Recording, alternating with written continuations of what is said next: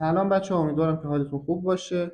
قصد داشتم یه سری از استراتژی های محبوب رو برای خودم بک تست بگیرم و در حقیقت اینا رو یک سری بک تستش رو دارم الان توی حساب خودم دارم باشون ترید میکنم، ولی خب یک سری نیازها بود که باید انجام میشد این پروسه. گفتم خب چرا این کار رو نکنم و این سری ویدیوها رو آماده نکنم. حداقل من که این پروسه رو دارم انجام میدم یه ویدیو هم بگیرم و توی چند قسمت بذارم توی کانال و 0% این بحث استراتژی نویسی رو با هم دیگه بریم جلو، تموم کنیم دیگه آقا. یعنی دیگه چیزی به عنوان استراتژی نویسی مفهومش گنگ نباشه، پراکنده نباشه. به عنوان مثال حالا ما چند تا استراتژی داریم و اینا رو میخوایم به مرحله اجرا برسونیم، چیکار باید کنیم؟ مرحله بک تست، فوروارد تست یا هر چیز دیگه.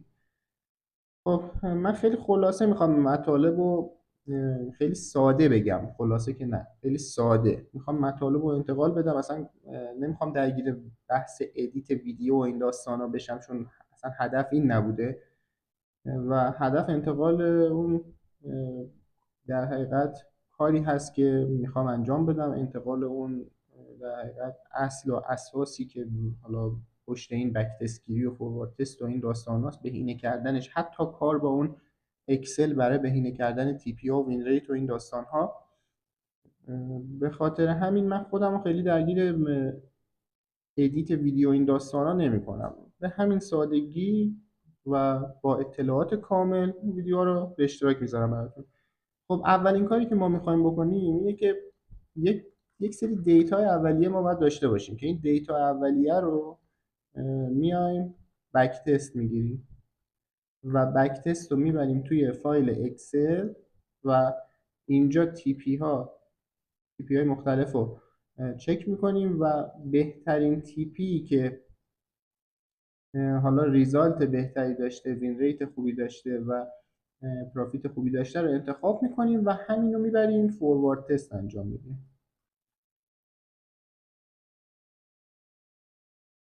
خب این دیتا از کجا میاد؟ شما قاعدتا اینجور نبوده که حالا ویدیو منو به عنوان اولین ویدیویی که اصلا بخواید وارد بازار مالی بشید دیده باشید و قصد داشته باشید که همین کارا رو انجام بدید. قاعدتا یک سبکی، یک روش خاصی دارید برای ترید کردن دیگه.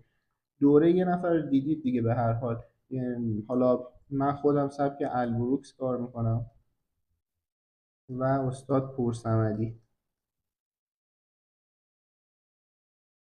قاعدتا این کاری که انجام میدم صرفا به خاطر فقط این دوتا دوره نیست. دوره های خیلی زیادتری رو من دیدم که شاید این تمام نکاتی که این دیتایی که اینجا میگم برگرفته از همه این دوره ها هست.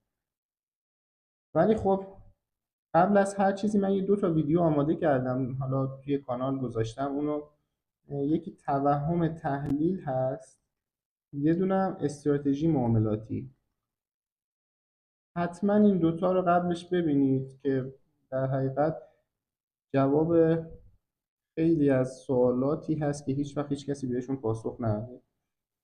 خب شما قاعدتا این دیتا رو از اینجا دارید دیگه، دیتا اولیه از اون سبکی که باهاش ترید میکنید. خب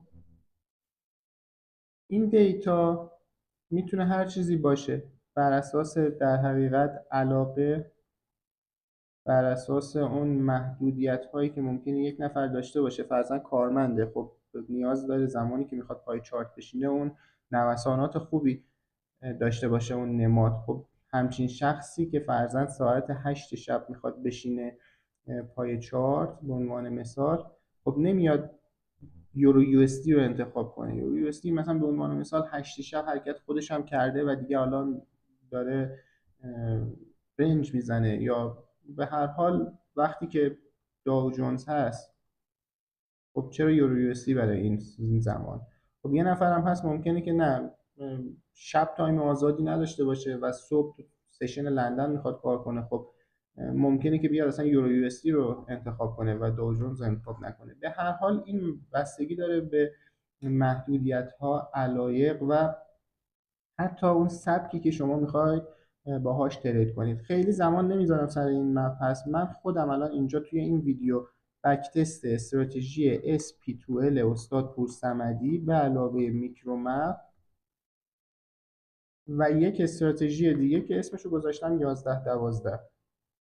چرا این اسمو گذاشتم؟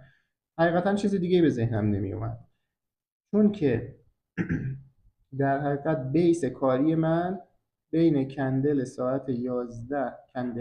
ساعت 11 تا 12، اون بزرگترین کندل از لحاظ نوسان رو انتخاب میکنم. حالا اینو توضیح میدم و یه محدوده در نظر میگیرم، با بریک اون محدوده و یک سری شرایط وارد معامله میشم. به خاطر اینکه این ساعت 11 و 12 است، اسمشو گذاشتم 11 12. و بکتست استراتژی SP12 و در حقیقت میکرومپ هم که قبلا گرفته بودم، الان اصلا دارم باشون ترید میکنم. ولی خب یک بار چون که میخواستم این استراتژی 11 12 رو، تازه به ذهنم رسیده و به مرحله هنوز اجرا نرسیده، به خاطر همین میخواستم اینو انجام بدم. گفتم یک بار دیگه این دوتا یه سری نکات بهش اضافه کردم، میخوام ببینم تو بکتست چطور جواب میده. اینا رو هم با هم دیگه انجام میدیم. قرار نیست توی این ویدیوها من بیام استراتژی SP12 رو توضیح بدم، آموزش بدم. خب وقتی یک نفر که این استراتژی مال اون شخص هست و به خوبی چندین سال هم استاد پورصمدی دارن تو بحث حالا ترید و آموزش فعالیت میکنن، خب چرا من باید بیام همچین کاری کنم؟ من نهایتا اینه که لینک ویدیو رو در اختیارتون میذارم، یا توی یوتیوب استاد پورصمدی این استراتژی ها رو حتما ببینید. و یک استراتژی دیگه هم دارن به نام پرو بی تو بی، که همون در حقیقت پروفشنال بک تو بریک ایونه، که من خودم از این استراتژی استفاده نمی کنم صرفا به عنوان یک استراتژی واحد برای ورود به پوزیشن، چون علاقه ای که دارم اینه که من پوزیشن ها رو همیشه در جهت اون حرکت ورود کنم. فرضاً اگر قیمت داره افزایش پیدا میکنه، من تمایل به پوزیشن های بای دارم. ولی بی تو بی در حقیقت قیمت قبلا افزایش پیدا کرده و الان در حال ریزشه و اینجا ما این محدوده بک تو بریک داریم که حالا میگه که اینجا قیمت رسید، شما میتونید با یه سری شرایط ورود کنید. من اینو به عنوان تاییدیه ازش استفاده میکنم و به عنوان خود استراتژی واحد استفاده نمیکنم. پس به خاطر همینه که من الان میخوام بک تست این دوتا استراتژی رو بگیرم و در حقیقت فعلا با پرو بی تو بی کاری نداریم. البته یه خلاصه کلی حالا از اون SP12 اینجا میگم، ولی خب برای آموزش SP12 اگر اصلا نمیدونید چیه یا میکرومپ رو نمیدونید چیه، خب بعد برید ویدیوهای خود استاد پورصمدی رو ببینید. ولی در حدی که اون دیتاها چی هست، قراره چیکار کنیم، من اینجا توضیح میدم. خب ببینید، اولین کار اینجا الان بحث دیتا هستیم. دیتا اولیه، ما دیتا اولیه جمع آوری کردیم که به عنوان مثال استراتژی SP12. اساس این استراتژی بر اساس اسپایک ها هست، حرکات شارپ، و ما میخوایم سوار بشیم رو لگ دومش برای گرفتن. حالا باور داریم که اگر یه لگ افزایش داشته، با شروع این اصلاح به هر حال این اصلاح تموم خواهد شد و ما میتونیم به اندازه این لگ، حالا یا ریوارد مشخص، بریم برای ریوارد دومش. آیا همه جا میشه اینو اجرا کرد؟ خب در ادامه توضیح میدم. خیر. به عنوان مثال وقتی شما یک روند ریزشی دارید، کانتکستتون سله، اینجا یک اصلاح به سمت بالا داده، حالا فرضاً اینجا برای شما یک SP12 بای داده، خب آیا اینو میگیرید؟ خب نه، کانتکست سله، الان اینجا داره اصلا خودش میره یه دونه لگ وان لگ توی سل بزنه. خب SP12 دیتایی که ما استفاده میکنیم چی هست؟ اینه که یه دونه اسپایک، حرکت شارپ اسمشو بذاریم، گپ، هر چیزی باید وجود داشته باشه که این باید دقت کنیم که در حقیقت این گپه، این اسپایکه، اون حالت کلایمکسی نداشته باشه به خودش. خب الان ممکنه بگیم کلایمکس چیه؟ همون فشار انتهای روند هست که ای گپ حالا اسم دیگرش هست.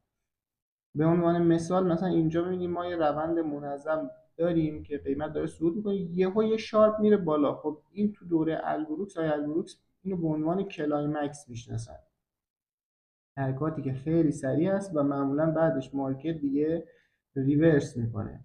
یا حالا میشه اسمشو گذاشت ای گپ، اکسهاشن گپ.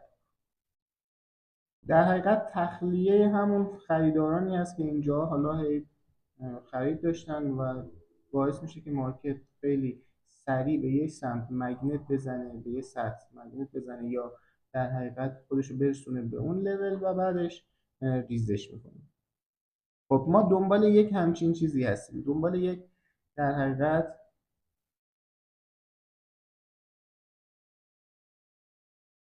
اسپایکی هستیم، حرکات شارپ و گپی که این در حقیقت شروع روند باشه یا در دل روند باشه، نه انتهای روند. خب ممکن الان براتون سوال پیش بیاد که انتهای روند رو که ما نمیدونیم. خب کاملا هم درسته، ولی خب ما به هر حال اینجور هم نیست که با یه سری اطلاعات صفر اومده باشیم و ترید کنیم. خب به عنوان مثال وقتی که ما یه همچین کانالی داریم، یه همچین کانالی، خب تو این محدوده‌ای که محدوده سقفه و برخورد سوم هست، و غالبا ما نمیایم دنبال اسپیتول خرید باشیم.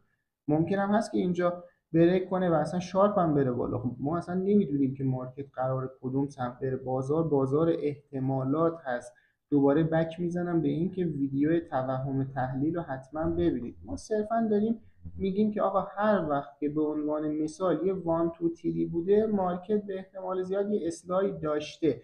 خب حالا ممکنه تو همون اصلاحه استاپ اسپیتوئل شما رو بزنه و بعد دوباره بره بالا. ولی خب مسئله اینه که ما میخوایم یه کاری کنیم که یه نسبت برد فرضاً 60-40 داشته باشیم که توی معاملات بلند مدت 100 تا 200 تا معامله بگیم فلان برآیند ما میتونیم داشته باشیم. صرفاً به دنبال بررسی نتیجه این تک معامله نیستیم. خب پس ما دنبال یک اسپایک هستیم، یک حرکت شارپ یا یک گپی که در حقیقت نشون از قدرت روند باشه. فرضاً 3 تا کندل اینجا داریم، حداقل هم 3 تا کندل باید باشه. پس حداقل 3 کندل ما نیاز داریم. خب این 3 تا کندل با همدیگه همپوشانی نباید داشته باشه. اگه همپوشانی داشته باشه خب قاعدتا این یکی از نشونه‌های ضعف دیگه. الان بین کندل اول و سوم اگر گپی وجود داشته باشه خب خیلی بهتره. این نشون از قدرت اون حرکت هست. حالا ممکنه یه نفر این گپه هم اصلا توجه نکنه، صرفا به اون ساختار بالا رونده این کندل ها دقت کنه. این اصلا اینجا هیچ گونه گپی هم نیست. این دوتا کندل سوم و اول حتی با هم دیگه هم پوشانی هم دارن. ولی خب این هم ممکنه بگیره، بستگی به اون بک تستا داره. اگر میخواین اینو بگیرین همین الان باید مشخص کنین که آقا من فقط اونایی که گپ داره رو میگیرم یا اون اینایی هم که گپ نداره رو میگیرم، چون بک تست میخوایم کنیم. این دیتا اولیه هر چی هست تو بک تست هم باید همون باشه. خب پس گفتیم که ما نیاز به 3 تا کندل حداقل داریم. باید توجه کنیم به قدرت این کندل ها، موقعیت تشکیل شدن این 3 تا که حالا روی نمودار مثال میزنم. هرچی بادی این کندل ها قاعدتا بزرگتر باشه خب اینا معتبرتره. شادو کوچیک و در حقیقت شادو هرچی در جهت مخالف حرکت ما نداشته باشه یا کوچیک باشه خب نشون از قدرت رونده.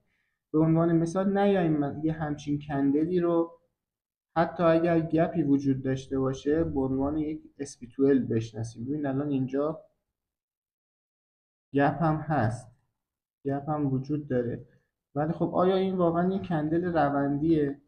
خب نه. اصلا من خودم اگه باشم خیلی احتیاط میکنم و اینو در حقیقت یه جور بستگی به موقعیتش داره.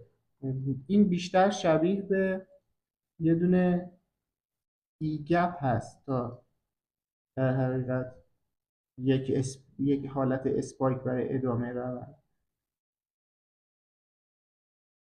خب پس الان با هم دیگه یه قرارداد میذاریم که هم اونایی که در حقیقت چیز دارن، گپ دارن و ما جزء معاملات حساب میکنیم، هم اونایی که گپ نداره، ولی به شرطی که تاییدیه کندلی داشته باشیم. تاییدیه کندلی من باب قدرتش، یعنی این مدلی نباشه. این مدلی قبول نیست. کندل ها کندل های روندی باشن. حالا اگه یه همپوشانی هم داشته باشه، فرضاً اینجا گپی نباشه، خب اشکال نداره. من اینم دوباره به عنوان اسپیتوئل میگیرم. پس این از بحث اسپیتوئل ما. و یه نکته مهم که روی چارت مثال میزنم، گفتیم موقعیت تشکیل شدن این sp12 خیلی مهم. حالا من یه نکته برای خودم اینجا یه پارت اضاف کردم به استراتژی sp12، اینکه کدوم sp12 رو بگیرم، sp12 خرید رو بگیرم یا سل رو بگیرم. شما یک چارت رو که نگاه میکنید باید بدونید که یه سری فاکتورها در حقیقت اون چارت داشته باشه برای بای یا سل شدن. من اومدم برای خودم یک زون پیارزت تعریف کردم. حالا این هر اسمی اصلا شما میتونید بذارید، پتانسیال ریورسال زون. این پیارزده هر وقت چارت 5 دقیقه یا 1 دقیقه رو نگاه میکنم، این پیارزده رو میتونم به دست بیارم. خب یه سری ویژگی ها داره این پیارزده، در حقیقت همون کف و سقف‌های ماژوره دیگه. خب الان من توی یه همچین نموداری فرضاً بخوام پیارزد رو انتخاب کنم، خب پیارزد رو اینجا در نظر نمیگیرم. چرا؟ چون ببین اصلا یکی از قوانین انتخاب پیارزد اینه که بعدش باید یه حرکت خوبی باشه و در حقیقت قیمت ازش خوب برگشت داده شده باشه. خب الان پیارزد من اینه. آیا پیارزد این میتونه باشه؟ آره، ولی خب زمانی که یه همچین کفی تشکیل شد، پیارزد تا کجا این بوده؟ تا این ناحیه بوده، تا اینجاها. ولی وقتی بعد از این کفه در حقیقت حرکت خوبی شکل میگیره، پیارزد از اینجا آپدیت میشه به اینجا. خب تا زمانی که قیمت بالای پیارزد من هست، تمام این اصلاحایی که به سمت پیارزد داره میزنه، من فقط به دنبال اسپیتوئل های خرید هستم. یعنی در حقیقت من بایر هستم. و چه زمانی سلر میشم؟ زمانی که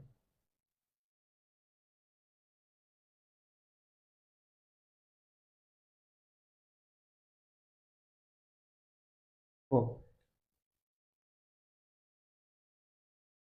الان پیارزد کجاست؟ خب پیارزد اینجاست. به هیچ عنوان پیارزد اینجا نیست. اینجا نیست. پیارزد من اینجاست، این ناحیه مشکی. زمانی من سلر میشم که این قیمت بیاد پیارزد منو به سمت پایین بریک کنه، پولبک بزنه و نشونه های ریزش من ببینم. من اینجا دیگه دنبال اسپیتوئل های سل هستم. هرچند چون که در حقیقت بازار تمایل داره توی درصد بسیار زیادی از مواقع رفتار گذشته خودش رو تکرار کنه، یعنی اینجا اگه صعود بوده، این احتمالاً توی اکثر مواقع بریک پیارزد ها فیک بریک اوت هست و دوباره برمیگرده بالا و صعود. ولی خب دیگه به هر حال ما باید یک چارچوبی برای خودمون داشته باشیم که همیشه طبق اون چارچوب عمل کنیم. پس اسپیتوئل ما این شد. حالا میکرومپ چه داستانی براش دارم؟ میکرومپ میگم که اول باید یک اسپیتوئل وجود داشته باشه که این اسپیتوئل دقیقا همون معیارهای اسپیتوئل داشته باشه، آخر یک روند نباشه یا از این داستان. خب میکرومپ میگه که هر وقت یک حرکت حالا شارپی همون در قالب اسپیتوئل ما داشتیم و اینجا شروع کرد به اصلاح زدن، به هر حال اصلاح توی روند صعودی کی شکل میگیره؟ زمانی که یک کندل کف کندل قبلی رو به سمت پایین بزنه. الان اینجا یک کندل فرضاً شروع میخواد کنه اصلاح. آیا اصلاح شروع شده؟ هنوز نه. این کندل یک کندل ریزشی بوده تا زمانی که کف کندل قبلی، خب این باید کف اینو اینجا رو میزد تا در حقیقت اصلاح شروع بشه، ولی خب این کندل بسته شده. پس توی کندل بعد که کف کندل قبل زده میشه، یعنی اینجا، الان ما وارد اصلاح شدیم.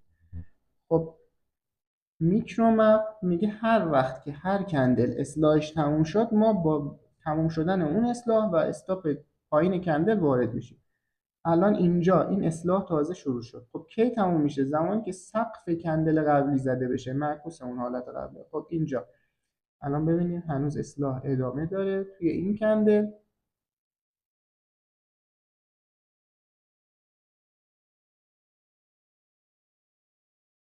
این شادو رفته و در حقیقت سقف کندل قبل رو زده. پس ما اینو یه جوری میگیم که به عنوان تموم شدن اصلاح فرض میکنیم و دقیقا همینجا روی سقف این کندل که بریک میکنه ورود میکنیم به استاپ پشت این کندل برای گرفتن حالا ریوارد هایی که در ادامه باید توی بک تست به دست بیاریم. حالا ممکنه الان یک سوالی پیش بیاد که به عنوان مثال شما ورود کردید، خب این میخواد استاپ بخوره. این استراتژی در حقیقت میکرومپ ورود این نقطه میخواد استاپ بشه.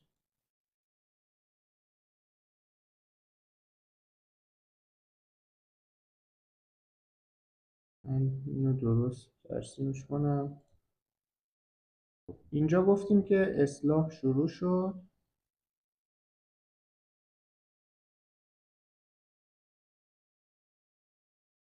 حالا اینجا فرضاً اصلاح تموم میشه دیگه، کندل سعودی. تا چه زمانی این میکرومپ معتبره؟ تا زمانی که اسپیتول قبلش معتبر باشه. یعنی اینجا اگه استاپ اسپیتول هست، خب اگر این فرضاً اینجا یه نقطه ورود میکرومپه، تا زمانی که اون اسپیتول پشت این داستان معتبر باشه ما اینجا رو میتونیم میکرومپ بگیریم. حالا یه نفر ممکنه با اینجا ورود اول، یه نفر ممکنه نه، این دوباره برگرده وارد بشه به اصلاح و بگه که فرضاً با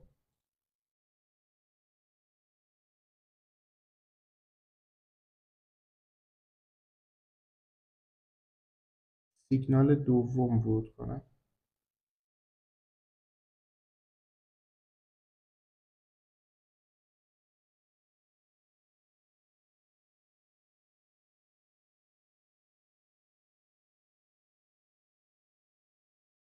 خب الان باید تکلیف این معلوم بشه که ورود اول هست یا ورود دوم یا اصلا هر دو. خب اسپیتوئل که تکلیفش معلوم شد. برای میکرومپ من فعلا قانونی نمیذارم که اول یا دوم باشه. هر وقت اسپیتوئل معتبری دیدم برگشت و میکرومپ تشکیل داد من ورود میکنم. میکرومپ اول استاپ خورد، تا زمانی که اسپیتوئل دوم معتبر، اسپیتوئل قبلش معتبره، من ورود دوم یا سوم میگیرم.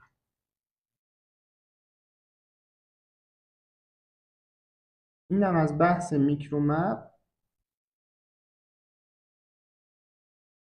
و استراتژی سومی که میخوایم بک تست کنیم گفتیم 11-12 هست. توضیح دادم که در حقیقت یه خط عمودی روی کندل 11، یه خط عمودی کندل 12 و هدف این نیست که کندل قدرتمند روندی پیدا کنیم و هدف این نیست. هدف پیدا کردن یک کندلیه که رنج خوبی داشته باشه، همون خیلی ساده حرکت خوبی داشته باشه، یعنی پس شادو هم شاملش میشه. به عنوان مثال وقتی یک کندل اینجوری ما داشتیم داخل حالا این بازه و یک کندل اینجوری، خب این کندل ملاک هست به خاطر که رنج بیشتری در بر گرفته. خب چی کار میکنیم؟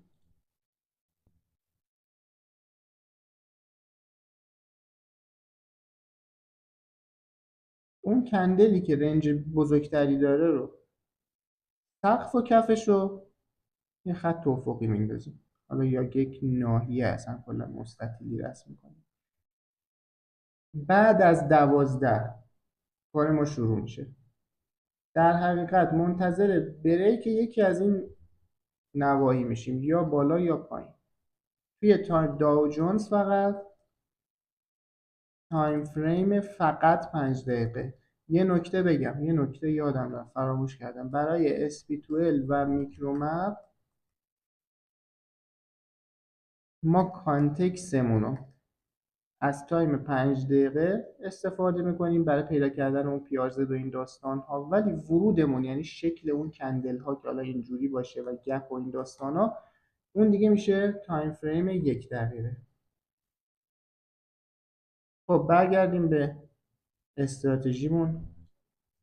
با بریک هر کدوم از این نواحی و پول بک بهش و یک کندل تایید، فرضاً اینجا یک کندل سیگنال بار که حالا یه پین بار یا هر چیزی سعودی و یک کندل تایید، من اینجا وارد میشم استاپ پشت سیگنال بار و تی پی آی که حالا در ادامه، یا برای بریکش همینطور اگر اینجا یه دونه پین بار زد و ریزش با تاییدش من اینجا ورود میکنم استاپ لاس اینجا. فعلا این استراتژی دیتایی که میخوایم بک تست کنیم. خب اگه رفتیم بک تست کردیم دیدیم استراتژی جواب نمیده یا بنا به هر دلیل استاپ میخوره بعد به سمت تارگت حرکت میکنه اونا دیگه دوباره باید برگردیم سر دیتا اولیه‌مون اونو اصلاحش کنیم. به عنوان مثال مثلا دیگه استاپمون رو اگر پشت سیگنال باره میندازیم پشت اون ناحیه بالایی، یعنی اینجا اگر ورود کردیم دیگه استاپ رو اینجا نمیذاریم، استاپ میذاریم اون بالا.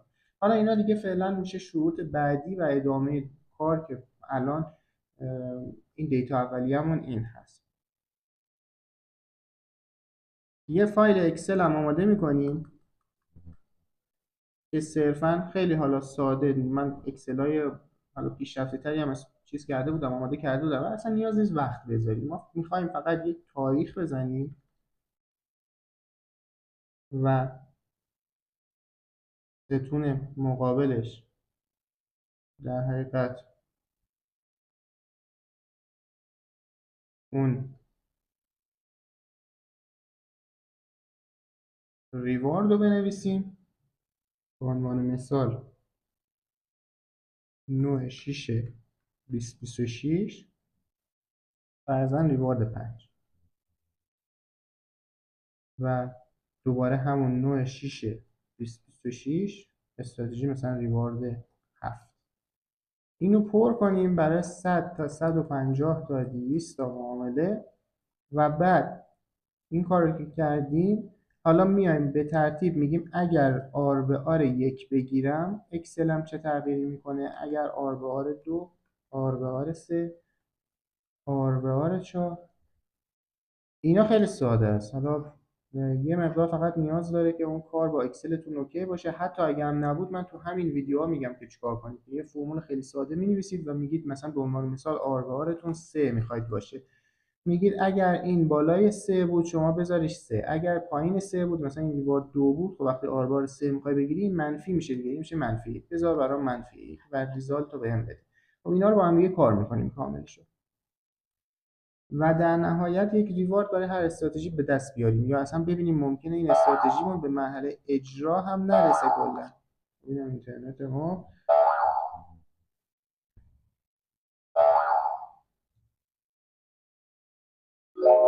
خب من این ویدیو رو دیگه قطع میکنم، ادامه و در حقیقت شروع بک تست گیریمون میره برای ویدیوهای بعدی.